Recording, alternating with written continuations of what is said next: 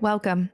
I'm Jessica Tietjen, and this is the Evolving to Exceptional podcast, where we talk about reaching peak performance in our workplaces, homes, and communities so that we can live our best life possible, an exceptional life.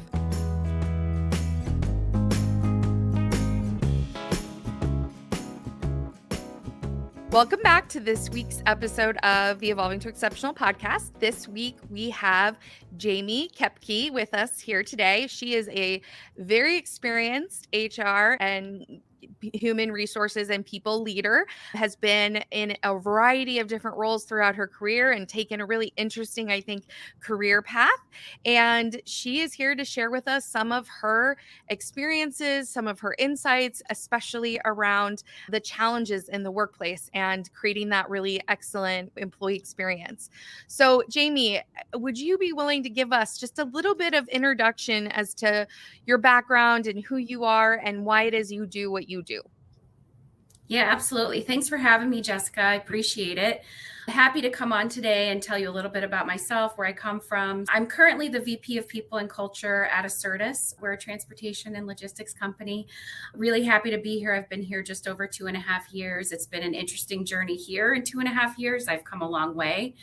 My career started in HR in 2009. So right in the midst of all of the economic downturn. And it was interesting. I was never supposed to be in HR. I was supposed to be an accountant. But here I am. I love working with people. I feel very strongly about having a very strong people culture in any organization that I'm working in. And I've come from some really great organizations. I started my career at an engineering firm in Clayton, Missouri. I moved on to a public accounting firm working in their HR team, back to a professional services company, and then landed here at a transportation and logistics company. So I've had a vast experience in different industries, and my career trajectory has just been amazing. I've learned a lot along the way, and I'm still learning. And that's what gets me out of bed every single morning, is the challenges that we face in HR. I think everyone can empathize with that. But that's what gets me up every day. It's the challenges, it's the continued learning, and it's the ability to just really have an impact on people, because people matter. I absolutely love that. And one of the things that had me reach out to you or connect with you was one of your LinkedIn posts talking about kind of the three things that most challenges in life, either in the workplace or just in life in general, stem from. And they were lack of communication, unclear expectations, or a lack of recognition and gratitude. I would just love to start there and talk a little bit about how you've seen those create challenges and why you think they're so important. Yeah, I'd love to talk about that. Jessica, you and I have talked a little bit about, I have been heavily influenced by Brene Brown's work. And so clear as kind is something that resonates with me. But honestly, any conversation that I've had at work regarding just friction, teams not getting along with each other, departments not being able to work well together or collaborate together, always stem from one of those three things or all of those three things. It is always, we didn't communicate clear enough, we didn't set clear enough expectations, or we didn't thank you for your contribution to what you're doing. We didn't recognize that maybe what you did took some extra effort, or what you did really helped us move the needle on some certain initiative. I remember, a few years back in my career, I created a conflict resolution training course, because we had these two teams that just could not figure it out. And that was one of my very first really experiences with adults not being able to figure out how to get along. And it's just amazing, because you think, we're adults, we've got this all figured out, we know exactly what we're doing. And that's just not the case, right? We're all human, and we all think that we understand things that we don't necessarily. So I remember going through this conflict resolution training, and it was a great experience. But at the end of it, really, as adults, I had them commit to certain things. Like, what are you going to do leaving this room today to have a positive impact on further collaboration, right? And making people commit to that was so important. And that's what we have to do in our daily lives. I know I have a family. I think most people have family members or friends, right? And so this translates to those relationships as well. It's not just in the workplace, it's in our lives too. If you think about any time you've ever had any conflict with anyone in your life, it comes down to likely one of those three things. Yeah, I couldn't agree with you more. And I used to always say, when it comes to employee issues, when it comes to when a manager comes with an employee issue, I always used to say, this is similar, but I used to say it's either expectations or accountability. Most issues can be trace back to one of those two things if there's a lack of accountability or there were unclear expectations, both of which require good communication, because without it, it breaks down. And I love that you added like the recognition and gratitude component.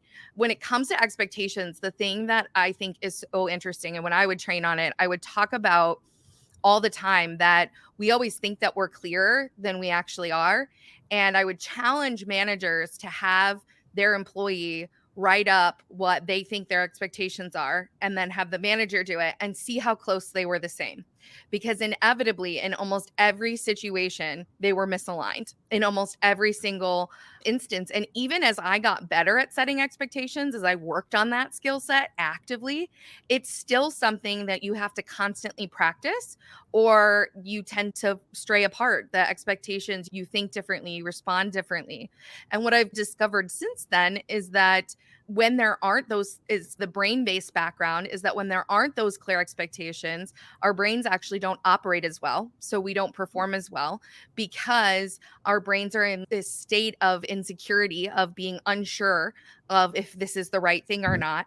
And that's using excess energy that could be applied to moving forward in a way that is clear versus being unsure of how we're doing. And I think that kind of applies to the recognition and gratitude too. When we're not sure how we're performing or how we're doing in terms of our performance or getting that appreciation for what we're doing, then that creates this kind of underlying sense of anxiety or insecurity that, whether we're conscious of it or not, is impacting us. Have you seen that? Has that been your experience too, when it comes to that recognition and gratitude?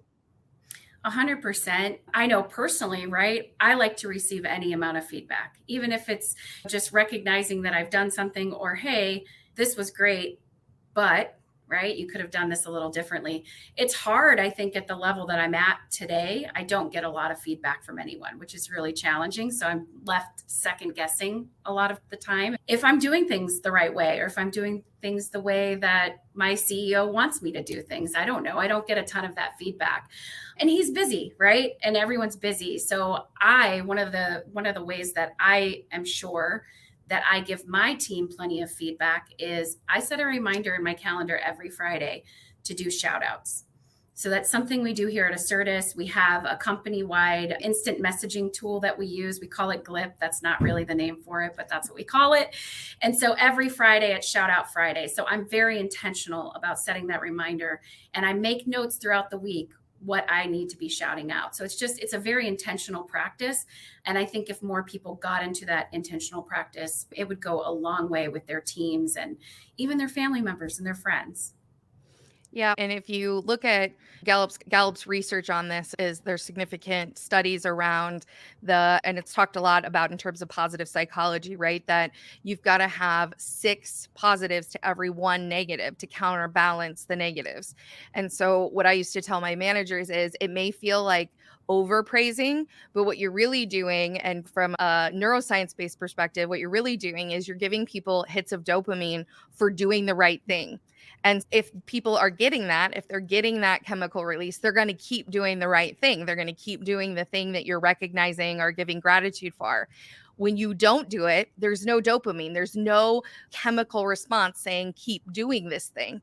And so if they get that response from something else, they might be more likely to do that other thing. And so it's actually more important to be giving that praise, that recognition, and doing that for getting performance results than I think people realize, when you don't consider that there's an actual impact happening within people. That's right. It's the positive reinforcement, right? We all respond to that positive reinforcement. And I think you made a good point too about As you get to different levels in the organization, the amount of feedback that you get. And interestingly, I was just working on an article this morning around, I stumbled upon some of the statistics around ethical behavior in leadership and self-awareness in leadership. And interestingly, while 95% of people in general think that they're self-aware, only 10 to 15% actually are self-aware. And it's worse for leaders. Only 5% of leaders are actually self-aware. And the lack of perspective, the lack of people and getting that perspective and having that alternative feedback can really, I think, lead to some of that lack of self-awareness, that lack of understanding. And so it really takes, I think, intention on the part of leaders to seek out and make the culture safe for leaders to get that feedback. Because if that culture isn't conducive or safe for people to give the feedback, it's going to be really hard for people to do it. Even if a one leader is a great leader and there's not a fear for that leader, it could be just the environment. Have you ever experienced anything like that? Oh, 100%. I think it's interesting. I hadn't really given it much thought, the lack of self-awareness and not really getting the feedback, but that makes a ton of sense. I definitely have seen that in my career. And I will tell you just personally, having to give difficult feedback to the C-suite is incredibly hard to do. It is probably one of my least favorite things that I do in my role, right? Today, yesterday, anytime in my career, that's the hardest thing. And there is a lot of fear built into that because you don't know how those leaders are going to react. And I can remember in my past life, a leader saying, once you get to this level, you don't really need any feedback because you've made it. And that hurt my heart. It made me cringe. I was like, every single person needs to understand that they can be better. They can do better. No one is perfect. And so I think I've made it my personal mission since hearing that. No, you need to understand that at all levels, there is still development. You haven't reached your peak. I think I heard that in one of your first podcasts, Jessica, is about you reach the top of your mountain, but there's always another one, right? And so I think sometimes when you get to a certain level, you may forget that. Yeah, yes. And that reminds me. So I was just finishing up the course that we're going to release around self-awareness.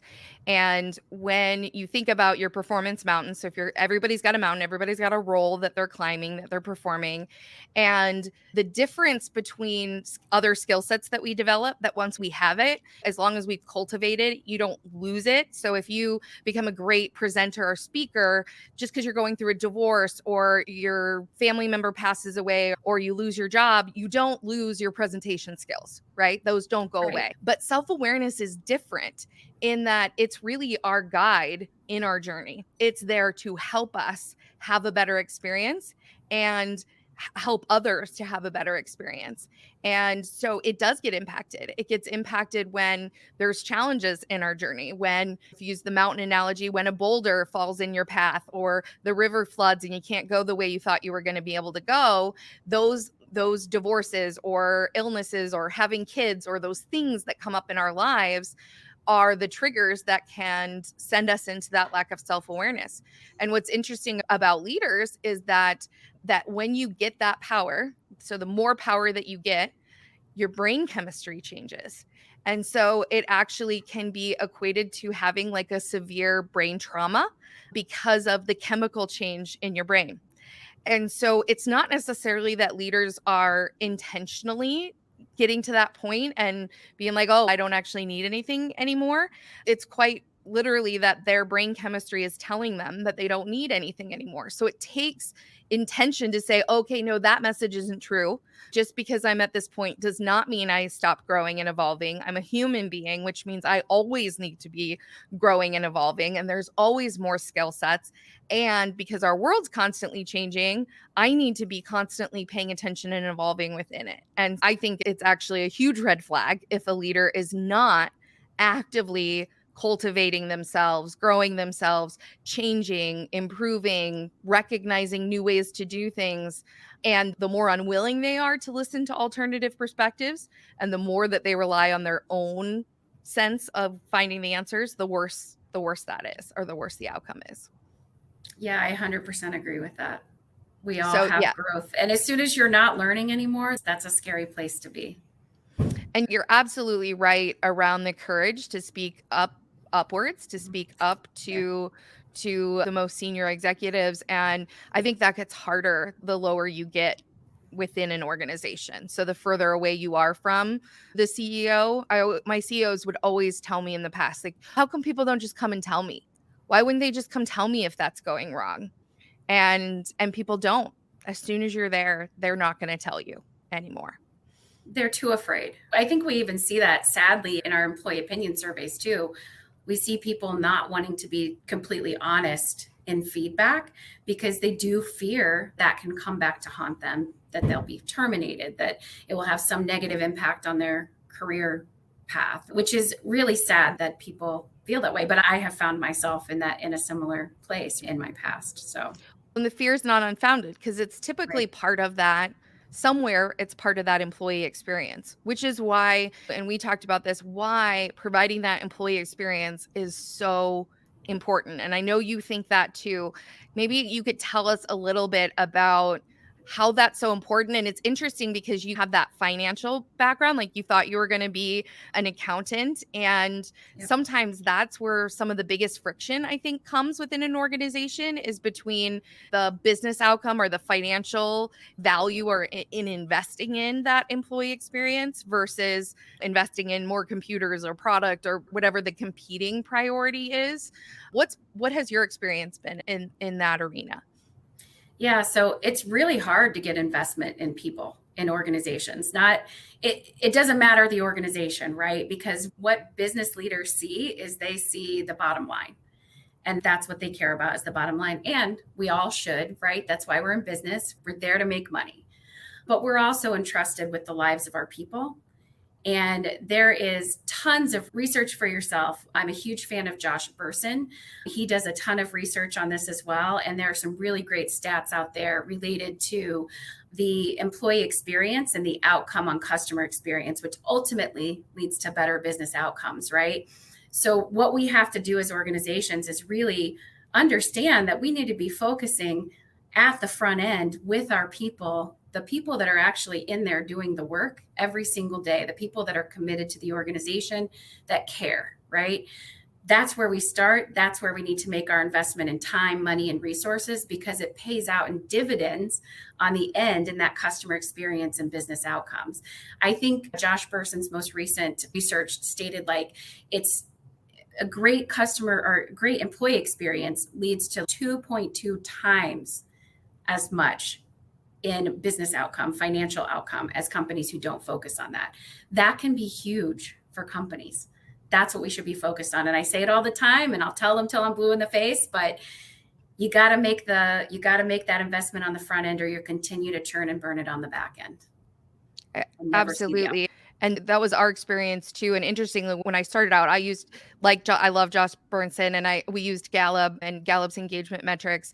And it was so interesting over the years. I think we did it for 7 or 8 years. And over those years, you could literally trend the engagement score with the financials. So if the engagement score was going up, the financials were going up. If the engagement score was going down, the financials were going down. And so you could really tell the impact that as we drove engagement scores up. And once we ultimately we were recognized as a Gallup exceptional workplace globally. When we got to that point, in order to get that, you have to show actual metrics. You have to be able to prove the impact, the financial impact. And we were able to show almost a 25% increase in profitability over the course of 3 years as our engagement scores drove up. And I think it's interesting because there is such an abundance of data that points to that outcome. And I wonder and I'm curious of your thoughts on the challenge potentially for leaders or for those making the decision on where to invest in knowing what the right activities are that ultimately create that outcome that will really drive those engagement scores, and a hesitation to invest because they aren't sure exactly which thing is going to create that outcome. Yeah, I think that's a really great question. And the challenge we have in HR is that today, more than ever, we have access to a ton of data, more data than we've ever had access to. And it can be overwhelming. And I think it's difficult for HR leaders, for business leaders, for really anyone to understand, okay, we have all this data. What do we do with it? And so a lot of times, too, your HR practitioners, they don't have a ton of data analysis background, right? And so it's now I'm recognizing this as I build out my functional org chart. And I'm like, I have this need for someone who can be both, can focus on HR strategies and initiatives, but also understand the data analytics side, because that's where we have a gap with our HR practitioners. That's not how we've been classically trained in HR. We focus on people, we don't look so much at the numbers. But I think to be successful in today's world, right, we have to upskill to mine that data and to be able to tell the story and align it with business outcomes. So that's something I have been working on. I know I just most recently have been working on a little more than a month-long strategic initiative with one of our business units. And it was us really diving in and saying, okay, we want to attack these things. And we think these are the 5 key strategies that are going to give us the outcome we want, because we're trying to reduce attrition and we're trying to increase retention and want people to come work for us, right? We want that. So it's looking at all these different levers, and we're just going to start pulling them and see what kind of outcome we get. What we're hoping is that we start to see our retention numbers increase. And then we also expect to see our productivity increase as it relates to that, which then hits our bottom line. And I think we calculated and this is very conservative, right? When I tell you this, you're going to know it sounds conservative, but it's $12,000 to replace an employee. And that was based on, we were able to monetize that, right? So now we know, based on the recruiting and hiring and training and all the things that go into hiring a person, it's roughly $12,000 per employee. So if we can decrease our attrition, we can cut that cost out. And that cost, clearly, yeah, it's conservative because it's really only taking Yes. into consideration hard costs, right? Yes. The like actual financial additional investment, not necessarily the lost manager productivity, the lost other employee productivity when they're having to pick up the load of the other employees. There are long-term health costs for other employees who have to pick up the load when you don't have the person in the role that you need to have them in. There's all these other ancillary costs that aren't those hard costs. But yes, absolutely. And you know what I think is interesting? There was an article done, I can't remember, I think it was Harvard Business Review, about the financial accounting, and that when we look at financial accounting, that people are not considered an asset on the balance sheet. They're considered a liability. They're considered an expense. So when you look at, and I don't know if most employees necessarily know or understand that, but when you look at your corporate financials, if you make an investment in, say, computers, you get to depreciate that value. If you make an investment in a business system, for example, or a major capital investment in terms of a building, that's looked at as a long-term investment. Whereas when you invest in training or development or other elements of the employee experience, that's looked at as an expense. And so even though almost every organization will say our people are our greatest asset, they're so important to us, when it comes down to it, and when you get into the financials, that's not really how they're being looked at, and that has a huge cost. So it takes some creativity and courage, I think, of leaders to say, okay, I'm going to make this investment because I know in 2 to 3 years it's going to pay off. It's not probably going to pay off in 2 to 3 months, because it takes time to develop, train, create that experience, and have those longer term payoffs. It's not immediate, and be willing to do that for the long-term gain, for what it can do and mean for your organization in the long term. No, that's exactly right. And that's the challenge that I'm faced with every single day. And it's one that I aim to change, because unfortunately, to your point, Jessica, our people They're not looked at as assets. What is the first thing that most companies do when they need to cut cost? Really, the answer is you need to make more money. But the flip side of that is cutting costs. If you're not able to make more money because for whatever reason, you got to cut costs. So what's the first thing that typically goes? And that's unfortunate. And that's one of the other things that I don't love about working in HR, right? Because unfortunately, we are the face of those decisions a lot of times. Even if we aren't the decision makers, we're definitely the face of those decisions. Yeah, absolutely. And you see it all the time. You see how organizations swing, and swings are normal. There's ups and there's downs in business. Business comes, it goes, gets better. You have tougher times, worse times. And what you end up seeing, and what I think is a consequence of that, I'm curious of your thoughts on this, is that organizations begin to rely upon those opportunities to clear out the poor performers, or those that aren't contributing the way that they should be contributing, or managing performance effectively. Managers aren't managing performance effectively. And so organizations use that as an opportunity to cut those that aren't performing, and they become reliant on that rather than actually get a fully performing organization that might not have those consequences, that might not see the same financial dip, that might be able to maintain more people or have more profit.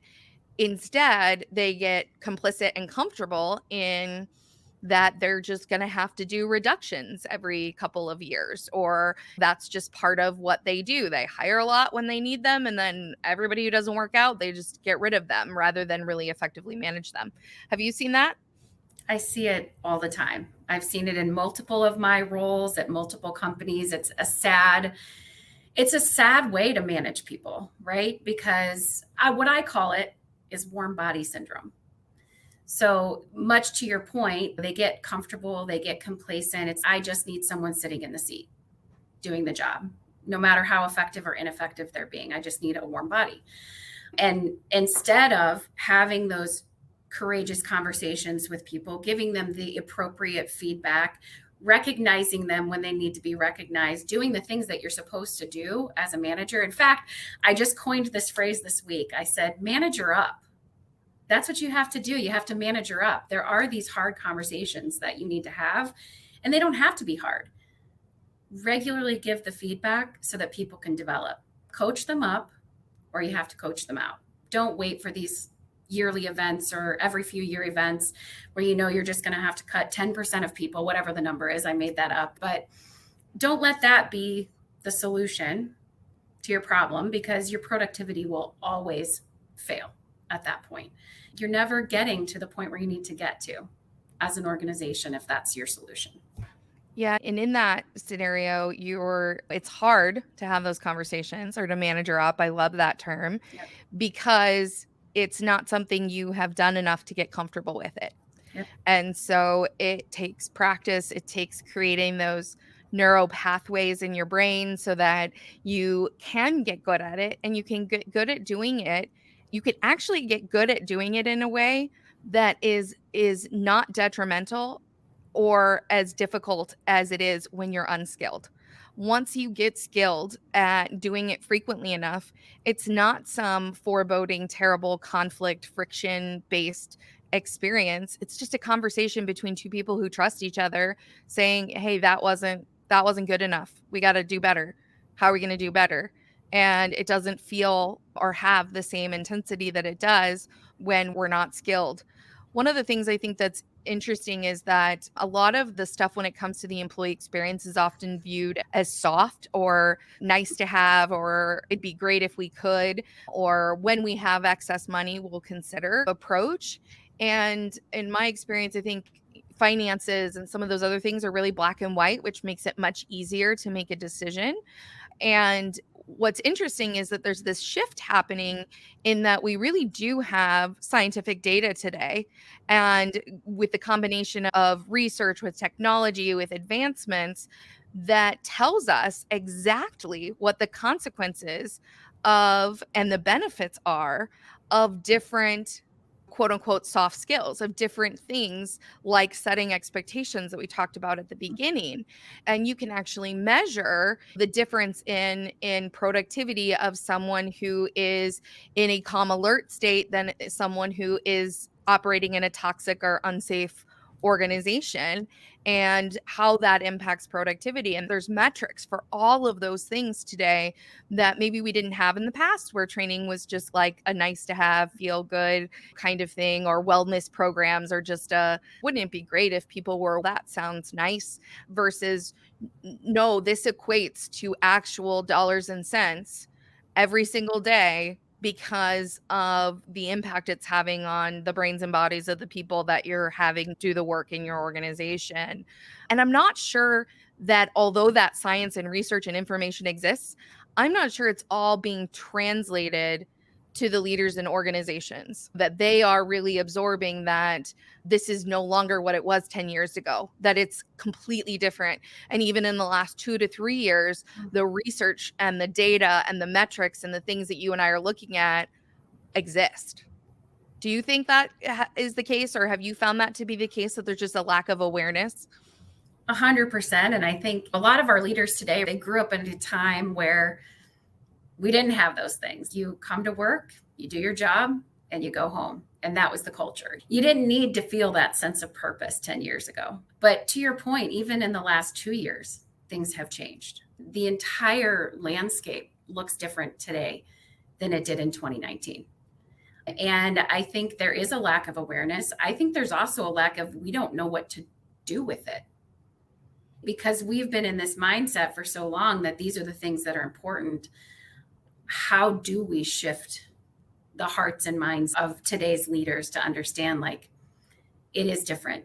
Like, we can't do what we did 2 and 3 years ago, 10 years ago, and expect the same results or something more today than what we would have gotten 10 years ago. So we have to figure out what that looks like for leaders.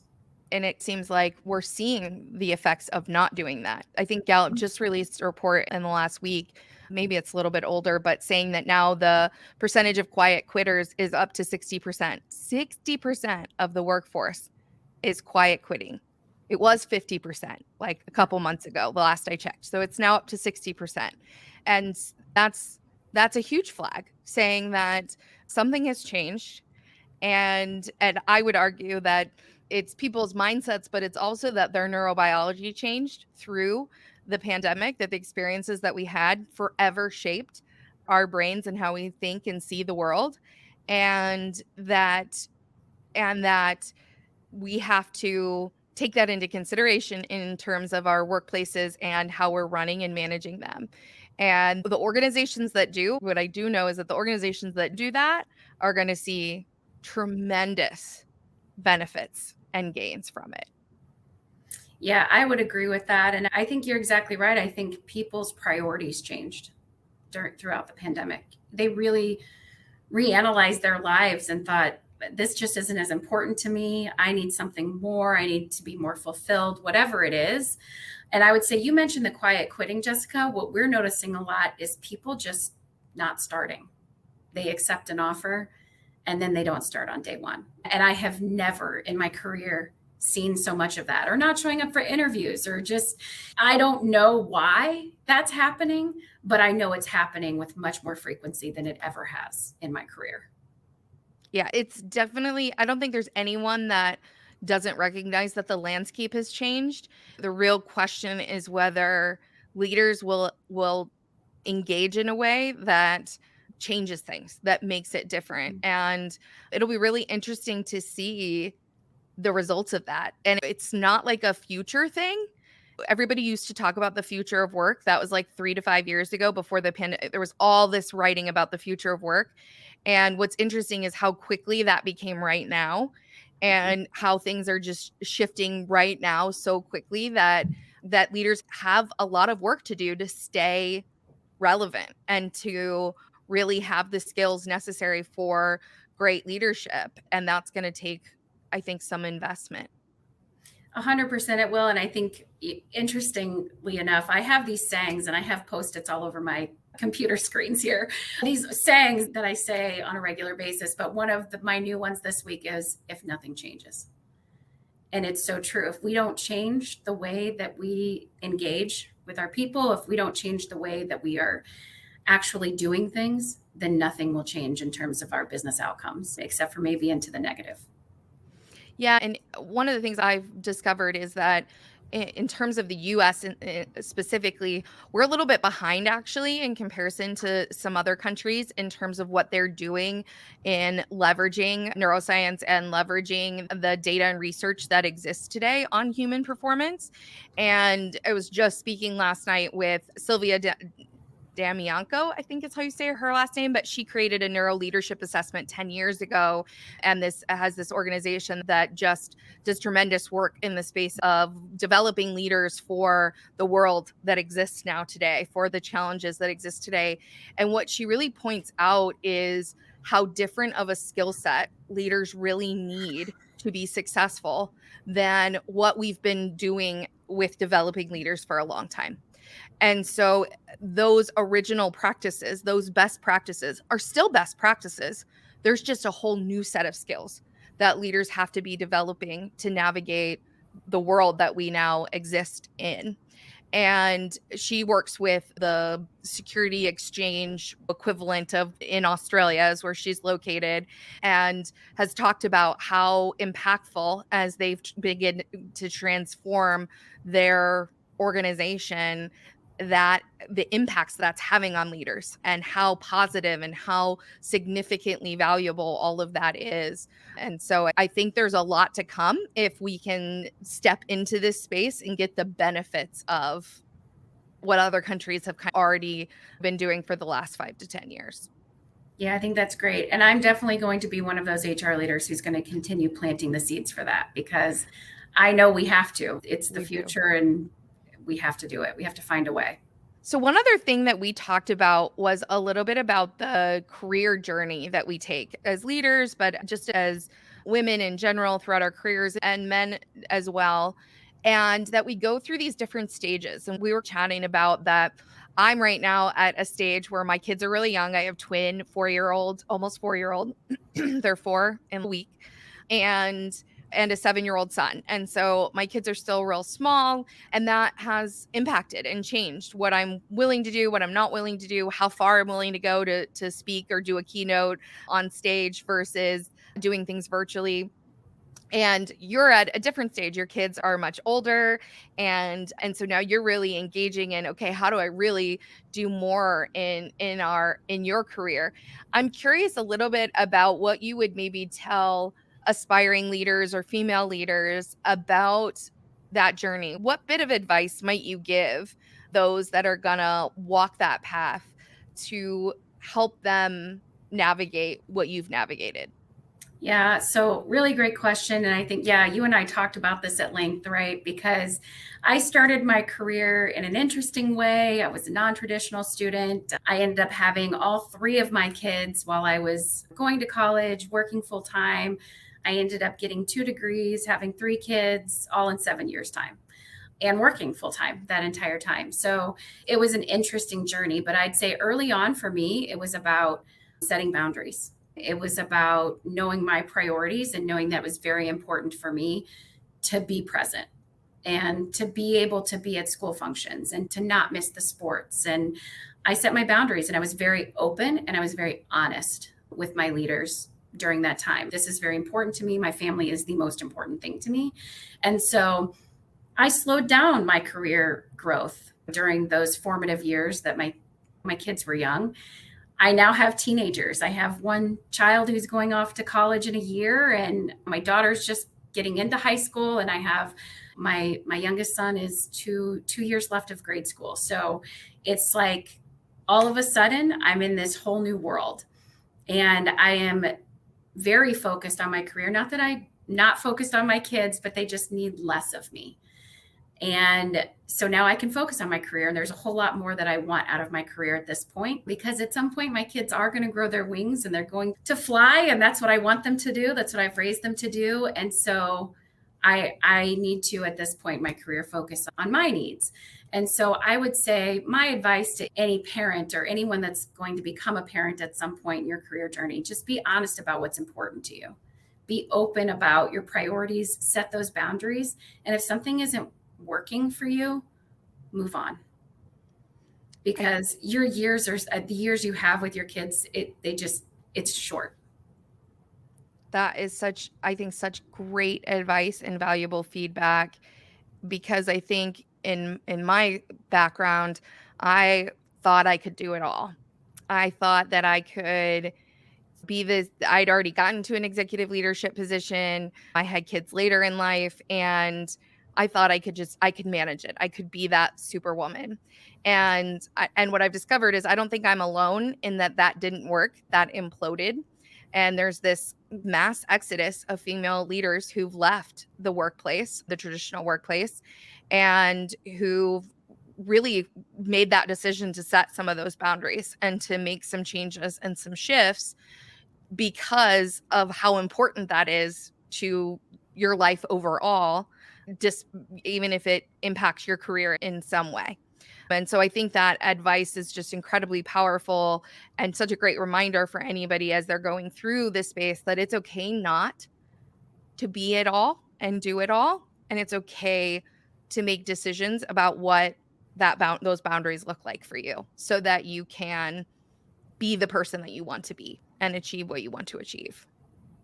That's right. And it's powerful. And honestly, they're my biggest cheerleaders today. So it's amazing. They're happy to see successful, happy mom while they still get their independence. So it's been good for us. How do you think, with that kind of exit of so many female leaders and really females from the workplace, 2 million left during the pandemic, what do you think is required to bring them back? What do we most need to change in our workplaces? And we've talked a lot about the experience in general, but is there something in particular you think really is important in order to see that population come back? I think we need to see more women at the top. Quite honestly, that's where we need to see them. I think, Jessica, I think you can probably empathize with this. I'm sure you've experienced this in your career, but I am one woman in our leadership team of all men, right? And so it's really hard to break through that. I have to ask, and we'll probably always have to ask for that seat at the table. That's another piece of advice that I would have for people, though, is to ask. Don't wait for someone to offer it to you. Ask for it, because it's yours, but you have to ask for it. Unfortunately, it's not just going to land at your front doorstep. But I think to get women back, we need to have more people like us sitting in those seats to make us feel like we can get there. We can achieve that. We can do that. Yeah. So how do we attract them, you think? How do we attract to those most senior roles? Because like you, I was the only female on an executive team for many, many years. And it is a lonely and challenging role to play.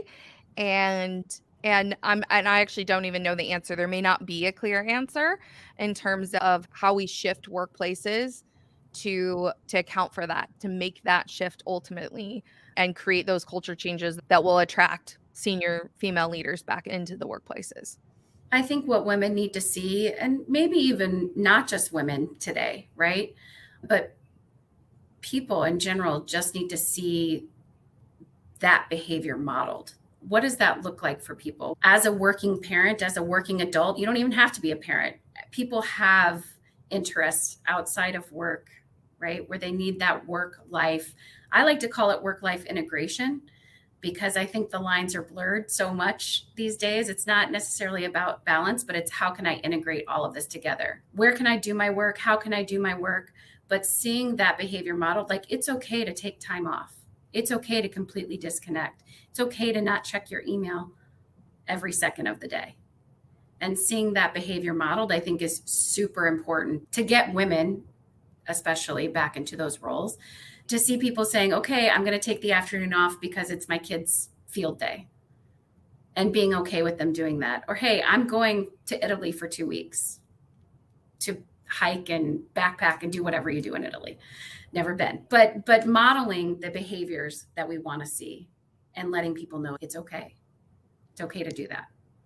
I think you're right. And I almost wonder if, in order to see it, in order to see those other leaders engage in some of those things, my husband and I used to joke that we needed leaders to go through like a shadowing experience. Like, how do you create an empathy building experience for leaders that don't have the perspective, that have never been the parent that has to make it to pick up the kids by 5:30 because that's when school closes.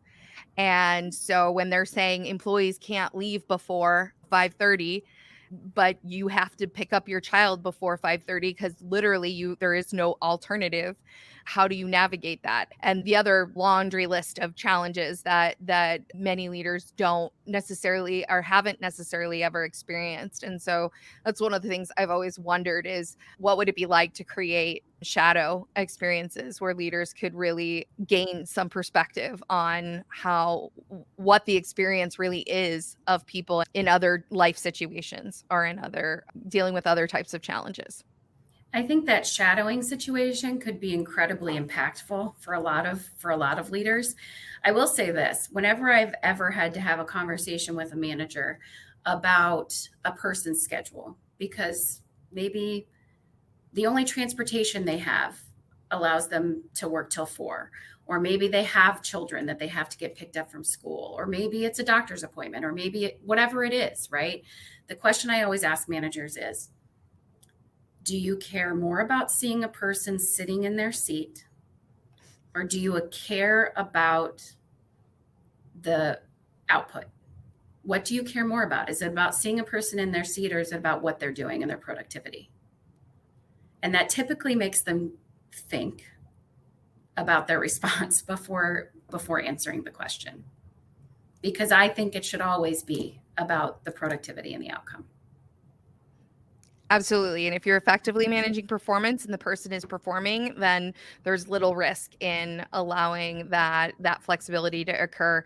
And one of my favorite examples when it comes to shadowing or giving perspective, and this just made me think of it, is, so my dad was a senior CEO executive in an engineering organization as a leader. And the first time he ever really was up close with the challenges of pumping and breastfeeding was when I went through it. And with my twin girls, they had a food protein intolerance. So my girls literally could not have formula. So when I tried to make my life a little bit easier after months of feeding twin girls tandem around the clock, which comes with its whole own set of sleep deprivation challenges. When I tried to supplement with formula, I discovered I couldn't.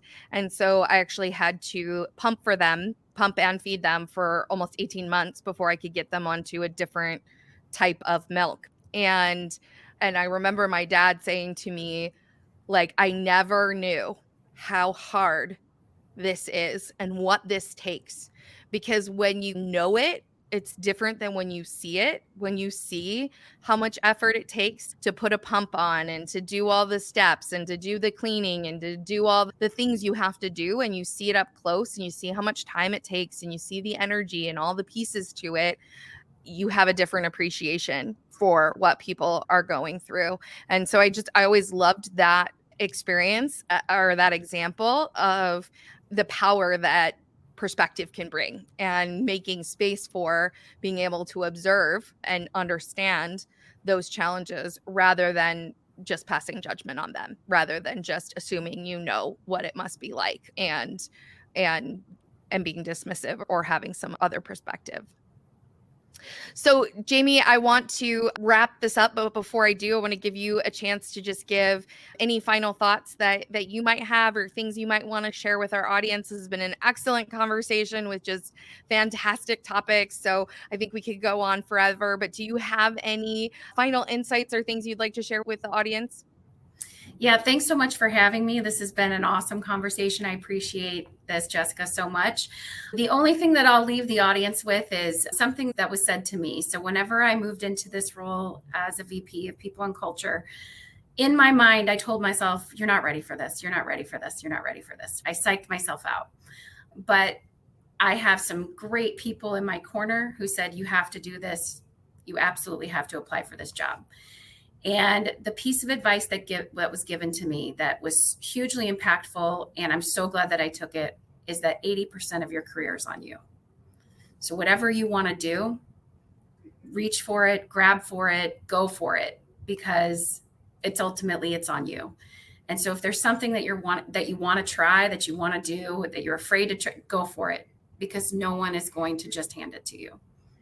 So that's, yeah. Fantastic I wouldn't advice. be where I am today if I hadn't done it. So I love that advice. And I think those that ask for it get further in their career. I think it's a great bit of wisdom for those out there that are maybe aspiring and wondering if they can do it. And the answer is you can. You just have to grow and evolve yourself to do the things you need to do to be successful. And if you're willing to do that, you can accomplish a lot. So thank you to all of our listeners for tuning in today. Thank you, Jamie, for coming on. You were an excellent guest. I think we had a fantastic conversation and diving into all of the aspects of leadership and the employee experience and the challenges that come and the things that are so critical. And hopefully, if you're a leader listening to this, you will take this to heart and consider, how are you evolving, growing, investing in your leadership and in the leaders that work for you and your organization. And I encourage you, no matter who you go to or what program you do, something, work in this space so that you're continuing to cultivate the skill sets that you need to be that excellent leader, to make that difference, and to create that exceptional experience that is going to help your business. As I always end every single episode, just remember to always keep evolving, always keep growing, always keep looking at how you can be better and enjoy more of the experiences on your journey and on your performance mountain. Have a wonderful day, and we'll be back again next week.